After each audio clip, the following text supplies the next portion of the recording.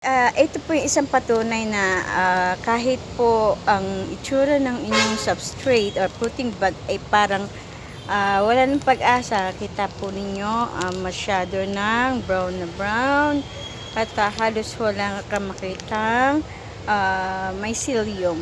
Pero dahil nga sa aking ginagawa na ipinapakain sa kanila, that's my secret.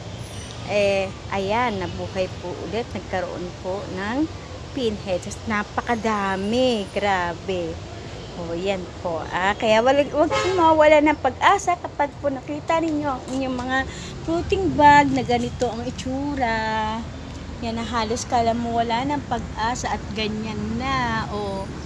Yan, Pero, meron pa rin kung lalabas dyan. So, experience ko na po yan. So, yan.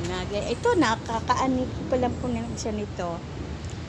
Okay, ganyan po itsura. Pero, bumubunga pa rin. Namumulaklak pa rin po siya. Okay, thank you.